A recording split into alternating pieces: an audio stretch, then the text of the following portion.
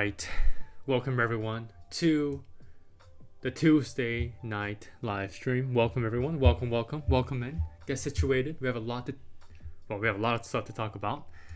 So, first off, I want you guys to read the description. All right, always read the description box. I'm gonna bring my mic closer. And the first thing that we're gonna attack here for tonight is just the overall technical analysis on the S&P 500, right? So, first of all, I just drew this during the the beginning here when I wasn't talking. But the thing that I want to focus on truly is the fact that on all the ETFs, all the higher time frames, we're seeing a very large macro rising wedge. Now, the thing is with rising wedges or any type of inherent bearish chart patterns that are present in a bull market, they tend to really just screw you over, right? The institutions, the market makers will love to always screw retail over. And so what does that mean? Well, what does that mean? So for a week like this week, okay, we already have a nice move to the downside. There is a high chance that we can see a very low volume or even high volume bounce, and we may make another higher high or higher low, minimum and higher low, and then we see that complete rug pull as they soak in and have more FOMO buyers to come in with this recent dip like today. So again, we saw a nice gap down in pre-market because CPI the overall CPI data was slightly hotter than expected for the month of January, which is again another hot report from December. So we have back-to-back hot CPI inflation data. I'm pretty interested to see what the PPI report will be come Thursday, I believe. So, if PPI comes in cooler than expected like last time, that'll be pretty funny. But again, it seems like as long as we're staying at these current lows, quote-unquote lows in the headline CPI, we're going to continue to kind of literally oscillate up and down before we even hit that 2% Federal Reserve target for headline inflation, right?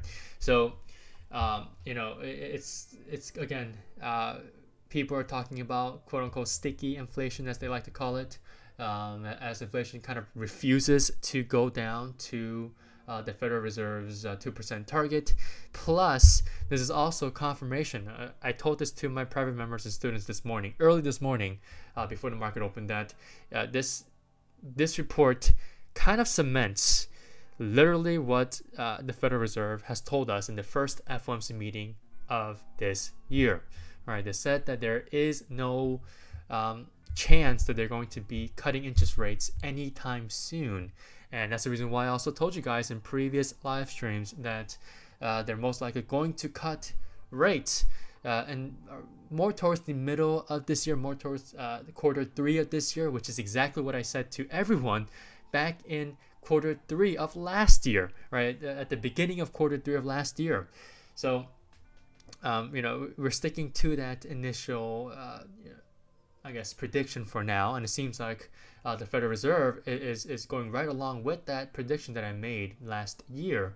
And there's a high chance that we can see a first official rate cut somewhere around either the July FOMC meeting or the September FOMC meeting. And again, that's close to November's elections. It's a very, very pivotal point in time, right? November elections. So the Federal Reserve is most likely going to do that. Now, the CPI report today for January, since it came in hot, again, that really cements the idea that March's interest rate cut is not going to happen, right? If you guys take a look at the CME Fed Watch tool, the probability of a rate cut has literally dropped from highs of about, I believe it was over 60%. Now I think it's sitting at 16% the last time I saw it, which was over the weekend. But overall, the markets are pricing in that we're not going to be seeing an interest rate cut anytime soon, and especially the bond markets have been telling us that for the past week and a half. So again, that's kind of the overview on what happened today. But for SPY, technically, we are still in this rising wedge or just rising channel, or ascending channel here since the October lows. And again, there's going to be a lot of screwing around with the price here. It's not going to be an easy break to the downside like everyone's going to expect. Yes, there was a lot of volume today. And overall, it's a very bearish day as we closed down over 1%. And the thing is, it's going to be pretty hard for us to be expecting a continued move down tomorrow. And most likely, even if we do move down tomorrow, we can see a very good dead cat bounce, whether it be with low volume or higher volume. Once we retest either the daily 21 SMA or a very pivotal support level like 490. Okay, so for the S&P here, it's going to be, again, rather interesting to see what can happen tomorrow as we head into PPI, and most importantly, OPEX. All right, OPEX is this Friday, and so far, based on the technicals here and based on seasonal weakness, as I've been talking about for the past couple of weeks, it's kind of looking like we should be seeing more of that traditional seasonal weakness for the month of February coming in at the later half of this month, basically. So basically the last week of February, and that spills into the early weeks of March. And so for this type of price action, as I've kind of shown you guys here with this price structure path, if we do decide to do exactly what I just told you guys there, there is a chance that we can continue to move down for at least the first 2 weeks of March before we find an official March pivot, like I've been talking about again, around mid to late March. All right, so ideally, I would say late March is the perfect time frame to find that pivot, but we're not there yet, so I won't go too deep into that. But again, the S&P 500, we should be retesting 490 sometime this week. I don't know if it's going to be tomorrow, maybe it's by Thursday from PPI, or on Friday. All right, but as long as we retest 490 and then we see a subsequent bounce that occurs, whether it be through large volume or low volume, it's still going to be considered a dead cat bounce, as we see more sucking in of these FOMO buyers as institutions continue to pile in at these highs here, most likely short positions to really rake in some really good profits if the markets move down heading towards the end of February. So again, it may sound really obvious that the market should be going down this week as we head into OPEX, but that's exactly what these market makers, these institutions would love to have you think, right? Especially on a day like today.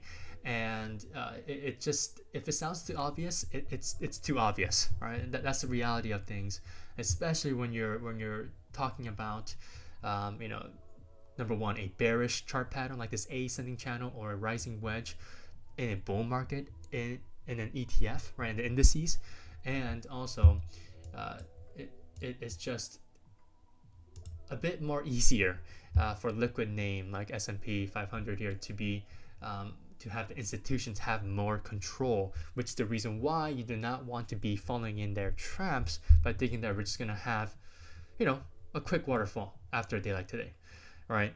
So tomorrow, especially tomorrow, you want to make sure that you understand there is a window of weakness that is currently playing out here, but during that window of weakness, there will be day-to-day volatility. So how do we know this? How do we know there is volatility, or how do we know to expect volatility going onward, so going forward here? Well, the VIX, right, the volatility index of the S&P 500. We saw a huge pump up today. We saw a huge expansion of VIX, and I've been telling you guys for the past month that VIX has been making higher highs and higher lows, all the while SPY just continues to trudge on up higher. And today we finally got that expansion on VIX, even though obviously we kind of blew off the top here at 17.94. But what's critical for you to understand on the VIX is that we are officially back over that 15 value and over the daily 200 SMA on the VIX. This is critical. And we're going to be seeing very large, wide-ranged candlesticks here on the VIX, which will, again, affect the S&P 500 directly by giving us really wide price range days that will move up and then down, up and then down until we see this official break below 490 or even just below this ascending support trend line until we start pulling back rather quickly. So for SPY here, as you guys should have heard or should have actually read, if you guys are members here who are watching this live stream right now, I am expecting minimum a 5% move to the downside, maximum a textbook 10% correction from highs. All right, so if you just do the simple math here, just use the ruler here, right? Okay, just a move down to my next major level of support, if and only if we break below this ascending support trend line and we hit this 477.50 previous resistance level, that's going to be about a 4% move down. And for any of the members who are watching this right now, and if you guys were confused as to why I said that early in the morning, well, this is why.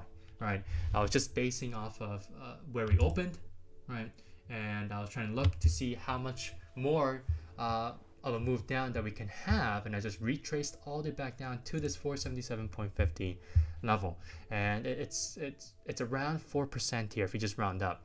So if you translate that over to SPX, that's going to be around 4,800. Yeah. So for anyone who uses the SPX ticker, that should be around 4,800 here. So again, this also lines up even on the SPX and S&P or SPY. It lines up with the daily 50 SMA. So basically, I'm trying to see an initial or the first retest of the daily 50 SMA after we reclaimed it back in early November. Okay, so it's right after that October low. And usually we tend to see a very good bounce as we see a lot of bulls trying to defend this daily 50 SMA, and they will be successful, especially when the short-term, mid-term, and long-term trend has been to the upside. So whenever we see these retests, especially the first retest at any major simple moving averages or just generally moving averages that are important on the higher time frames, we tend to see a quick overreaction to the downside. In this case, it is to the downside, since we're expecting a move to the downside to retest the daily 50 SMA, and we get an immediate snap back to retest the daily 50 SMA like we're using here, and we tend to promptly have a nice V-shaped recovery back to the upside. So now that's a little bit more on the more speculative side, but that's something that you guys should be expecting if we do break below 490 and eventually we continue to move lower and we break, with good volume, with good price action to the downside from this macro ascending channel or rising wedge. Okay, now I also want to talk about something that's kind of interesting today that I noticed pre-market too. So small caps and mid caps, right? So small caps and mid caps have been holding up the market breadth for the last, I would say the last 3 trading days. And this is something that you guys should really try to understand what I'm about to say here, because this is kind of how you should be navigating and guiding yourself throughout the markets. It's by looking at the market internals. So so far we've been seeing quite a lot of weakness in the small cap financials. So regional banks, right? We're seeing some regional banks. It looks like they're about to fail again, and the overall financial sector, so the XLF, right? XLF wasn't budging at all as this was happening, right? So usually when we have a small group of names in the same sector starting to show weakness, that tends to kind of permeate out throughout the rest of the sector. So if that happens, that's when everything starts to move in tandem. So XLF here, it looks like today was a day, well, perfect day for weakness to be introduced, all right, introduced. But again, the first or even just one single daily candlestick does not make the trend. And again, that should also apply to the overall markets, the S&P 500. Today's bearish close and candlestick does not mean that it will set the trend to the downside by tomorrow, right? Even if that's ideal, right? It's a little bit too obvious, and we will most likely continue to get kind of this screwing around by these institutions, these market makers, to really suck in more of these buyers who have completely missed out on this entire run up, and ultimately take them out as they short the markets to the downside. Okay, so that's kind of a tangent here, but I want to go back to IWM. So IWM and MDY, if you're trying to take a look at the mid caps, it's kind of the same thing. They both had a drastic move to the downside, which aided in the further weakness in market internals, right? And the overall market breadth, right? Also known as the market breadth. And when I see weakness like this in market caps that have been holding up the overall market the past couple of days, it really sends the warning signs, right? I mean, we saw some phenomenal volume coming in, more than the average daily volume on IWM, and almost double, nearly double the average volume here today. And we saw the financial sector kind of getting beaten down today as well, along with a lot of small cap and mid cap biotech stocks. So from this point forward, you guys should remember that small and mid cap biotech and financial stocks are very, very important to remember when you guys are looking at IWM or even MDY, right? And so the fact that we've seen all of them being very, very weak throughout the entire day today, even though MDY closed a little bit better compared to IWM, just based on the candlesticks themselves, by the look of it, both of them are still showing really bad signs here. And this overall market breadth continues to expand towards the weak side, right? And especially if these small caps and mid caps are showing weakness now, what could that mean for the leaders, right? Because the leaders are still sticking to highs here, right? They don't look too bad, right? They don't look that bad at all, which is the reason why I chose the title today, right? Mag7 moves lower equals market reversal, right? Because if the large tech stocks or just the overall leaders decide to move forward with the rest of the small cap and mid cap stocks, well, that's usually when we start to see the entire market moving lower, right?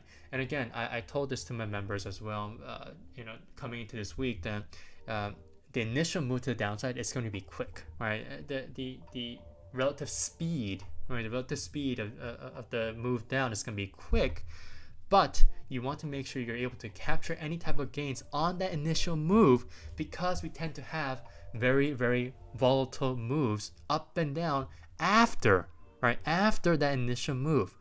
And that's exactly what I mean, what I meant previously when I told you guys earlier that we tend to see a lot of up and down, trading day to trading day as volatility expands, right? Vol expands.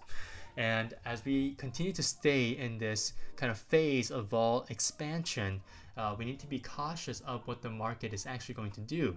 And eventually, as we head closer to the last few days, or even last week of February, after this Friday's OPEX, we need to be even more cautious because the market makers are going to completely literally pull the rug out from all the other FOMO buyers who are buying in late, near the top, right? During the times of these really wide price range days and really big volatile movements. So again, remember from this point forward that it's not going to be an easy ride down. Yes, today was a very quick move down. Again, we closed nearly negative 1.50% on the indices, on the S&P 500. That's a large move, and that's a pretty quick move. So tomorrow, I would not be surprised if we do see some sort of a bounce. All right, so S&P 500 here. If we do decide to bounce, we can go right back over the daily 10 SMA, which we closed slightly below it today, and we can see it trying to attempt to fill in the gap that it made today. Maybe even fill it in like I've shown you guys here. Maybe even make another new high, and then completely pull the rug out and just make everyone fall for this volatile run up back to the upside. And we see that official flush, as again, during these in very, very volatile times here, institutions will be piling in more and more into their my own presumption that they're building short positions up here, and they're going to continue to pile in until they can move the markets down. And most likely they're currently continuously taking profits in leaders, and they're going to bring about a bunch of fear, right? A bunch of fear, which will lead the overall markets to the downside, and every single sector will move down together. And that's exactly what we want to see. And that's the reason why today we didn't see complete parallel price action and an overall price trend as the market moved lower. We saw some tech leaders that are still holding up quite well early in the morning after gapping down, and they had these immense amount of buying coming in early in the morning that eventually led to great relative strength throughout the rest of the day. For example, DDOG had a pretty good day until at the end of the day it moved down, or even names like Path, Sentinel, right? This one actually had a pretty good day too. They all had relative strength going for them for most of the day, or even just like takers like Disney, right? So, we're seeing the selective relative strength coming in throughout the day, and that's not really the first confirmation that we're going to be heading lower, right? And that's the reason why, again, for the last time tonight, you guys have to remember that we're not going to be seeing a very easy, just elevator move down, right? We're not going to be just dropping right down starting tomorrow just because we had a bad day today. Today was just the beginning, and when we have an initial move down, again, initial move down is the key word or key statement there, or key terms. We tend to have a very volatile, right? We saw that with the VIX today, the vol expansion, and a rather quick move down, right? And so that's the reason why we've also saw our inverse ETF positions skyrocketing higher today, right? I believe my SQQ position was up 70%, and SPXS position was about 10% to the upside.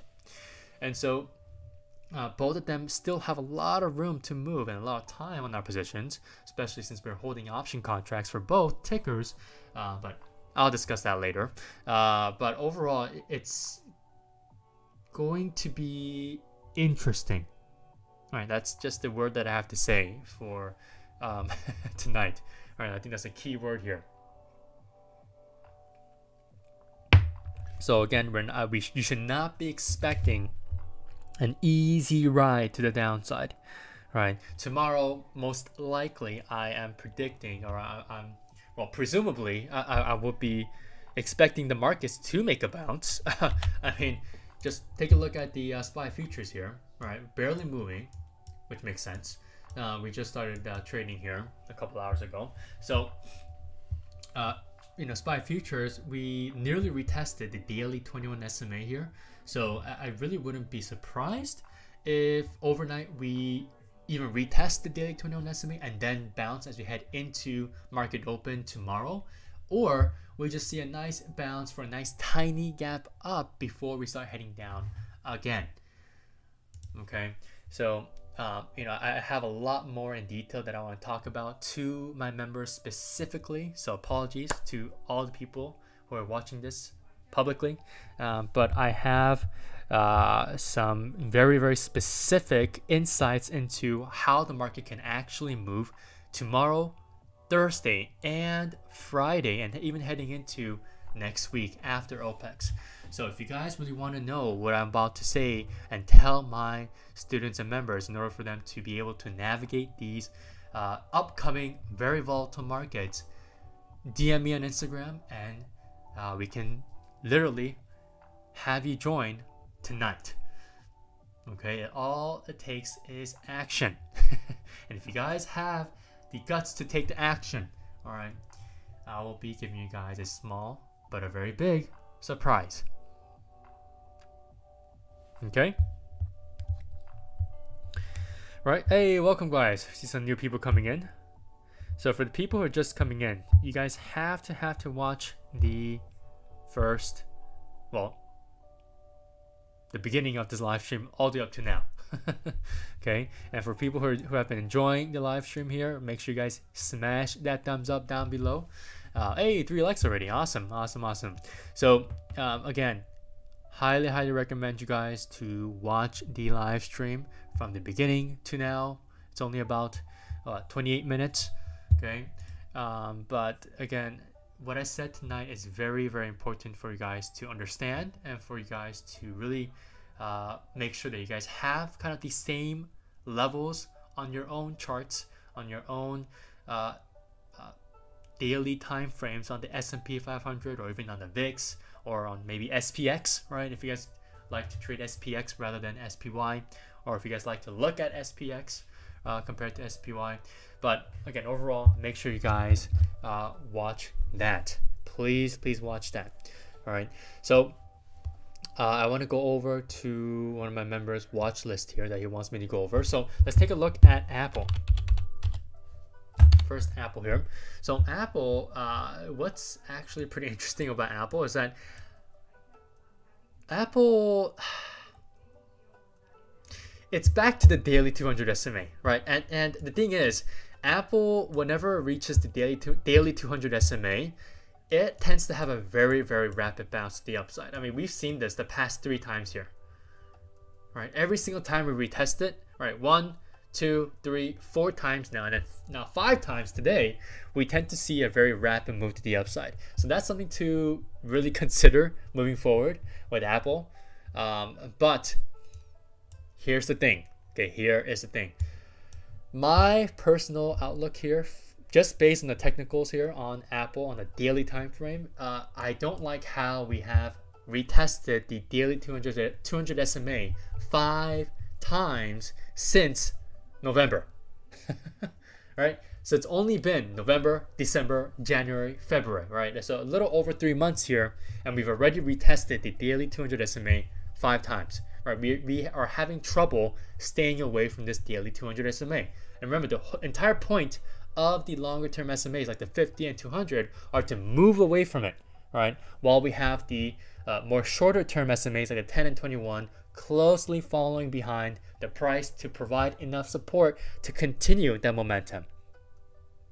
All right, so hopefully you guys remember what I just told you guys there. It's a small lesson on SMAs, even on the EMAs. That's you guys can say the same thing what I just said there and transfer that information or what I just said onto EMAs, right? And it still worked the same. So again, the SMAs here, that's a little short, very, very succinct lesson on SMAs. But again, Apple, this is a pretty good retest on the daily 200 SMA, right? It's not, yeah, I'm 50-50 on this one. Again, the longer term perspective is that, hey, I don't like that it's coming back down to the daily 200 SMA for a fifth time already in about 3.5 months, or a little over 3 months. But shorter term, we should be seeing a bounce on Apple, which should also correlate to tomorrow's potential market bounce. Wink, wink. Hey, welcome guys, welcome. Thank you for the likes. Welcome. So Apple tomorrow, I would say definitely you can watch for it as a day trade. Today was a nice hammer candlestick off of lows here, off of this, not an official retest, but a general area retest of the daily 200 SMA. At least we know that buyers were willing to defend this area once more for the fifth time. So tomorrow, as long as we are able to break over today's highs, that will be a great entry point for a nice quick scalp to the upside until we retest the lows of this candlestick, or just a simple retest of the daily 10 SMA as a confirmation that this SMA, this short-term 10 SMA, is now considered a resistance area. Okay, and again, I want to show you guys this. The RSI has been making very clear head and shoulders pattern, right?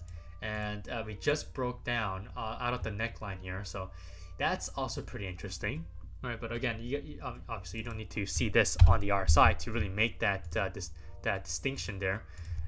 You guys can clearly see this head and shoulders chart pattern on the daily time frame. Here's the left shoulder, here's the head, here's the right shoulder. So for Apple, definitely keep it in your watch list tomorrow morning for a potential quick scalp to the upside until we retest 187 or the lows of yesterday's lows, or again a simple retest of the daily 10 SMA. Right, and so the next one here is AMD. So AMD and the other semis today, right? So another area of strength was the semi leaders, right? And so again, what does this harken back to what I just said earlier, right? We're not seeing parallel price action. We're not seeing leaders quite yet moving down with the markets. So if all of the Mag7 and all of these tech leaders, the selective relative strength leaders like NVIDIA, AMD, SMCI, all these crazy crazy names that have run up for the past couple of weeks, if they start to lose strength and we start to see a quick reversal to the downside for all of them, what could that mean for the market? All right, because today we saw the first official loss of strength in small and mid caps, right, which have been holding up the market breadth and market internals for the past couple of trading days. So again, NVIDIA or even AMD, right? AMD, they're both very, very strong so far, but AMD looks like it's going to be showing the first sign of weakness, right? So on the daily time frame here, we're seeing a rather textbook descending triangle here. So we have this descending trend line. Let me actually erase some of these trend lines here. TradingView loves to coincide every single time frame's trend lines, so this is why you guys see a lot. But AMD, if you just concentrate right over here, right, on this descending triangle at all-time highs, we're going to continue most likely within these trend lines until we break below this horizontal support level that makes up that completes this descending triangle at $164. So if you break below 164, this one is done for. All right, and we're most likely going to head right back down to the next major level of support at 151, which should also coincide with the daily 50 SMA if the daily 50 SMA decides to flatten out around this 151 to 152 support area. Okay, but again, just continue to watch out for this one. I'm pretty sure the price will continue to conform to this trend line and this support level here. So again, a descending triangle is inherently a bearish chart pattern, but like I said, with the S&P 500, when it comes to bearish chart patterns on leaders as well, not just on indices, especially with leaders here, very, very bullish leaders, we tend to see more aggressive buyers even at highs. Even if the markets are starting to show red flags, we still tend to see those kind of short-term FOMO buying coming in constantly, even if they're constantly getting wiped out the very next day after their entry point. But that's essentially what also aids into volatility. All right, so it's kind of sucks to see people doing that, basically. But it's inevitable, right? It's really inevitable. So just watch, observe, and execute when the time comes. Okay. And last but not least, we have SQ. So SQ is actually one of our names in our watch list this week. And like I told everyone early in the morning, SQ will most likely going to be heading back down to 62 first. And if you guys want to take a look at the most recently uploaded video, and if you guys are wondering what these videos are that are automatically being uploaded on Monday, well, those are my private technical analysis videos that come with the newsletter that is always dropping in everyone's inboxes, all the members, the private members and students on Sunday night, or maybe even Sunday afternoon if they're lucky, and if I'm early. So that technical analysis video is always given on Sunday night or Sunday afternoon. But if you guys want to gain access to them a day earlier, right, make sure you guys DM me. Make sure you guys try to take that action, right? Instead of sitting on the sidelines and not being involved in such a great time to be involved actively in the markets. So for SQ here, like I've said in the video, there is a chance that we can come back down to hit 62, which is also where the daily 200 SMA is kind of looming around. All right, it's flatlining here, which is good. But if we do decide to come back down to hit 62, which is a major daily level of support, we should be continuously moving sideways right after we presumably bounce on 62, and we head back up as we head towards earnings, which should also obviously bring in a earnings run up, right? The infamous earnings run up that I love to mention. So SQ here, I'm gonna be waiting for that retest of 62 before we see that first official early and obviously riskier bounce entry, okay, and potentially have a nice run up into earnings for a nice quick swing trade. Okay, so SQ, that is my current I guess analysis overall, even if in the longer term, I am looking at this longer term on the weekly and a monthly here. I don't know if I really want to be playing this short term. I just want to wait out the price here until everything kind of calms down and the market finds that pivot in mid to late March, ideally late March. But yeah, SQ, definitely a name to be looking out for in the longer term. And I explained why in, well, very, very in-depth in that technical analysis, that private but now public technical analysis video of the CFO Swing and Watch newsletter. Alright, so that is it for tonight, guys. We're hitting that 40-minute mark. Hopefully you guys enjoyed what you guys heard today. If you guys did, make sure you guys hit that thumbs up, smash that thumbs up down below, or leave a comment, or most importantly, subscribe if you haven't yet. And once you guys do subscribe, take that next second that you have and hit that notification bell as well, so that you guys are always up to speed on whatever video that I upload or when I am live, like today. But for anyone who's new here, and especially for the people who are watching the recording, make sure you guys remember that my live stream schedule is Tuesdays and Thursdays of every trading week at 8 p.m. Pacific Standard Time or 11 p.m. Eastern Standard Time. With that, have a great rest of your night. Good luck, and make sure you guys use this information that I've given to you guys as well as possible. All right, apply it correctly and you guys will be good. See you guys on Thursday.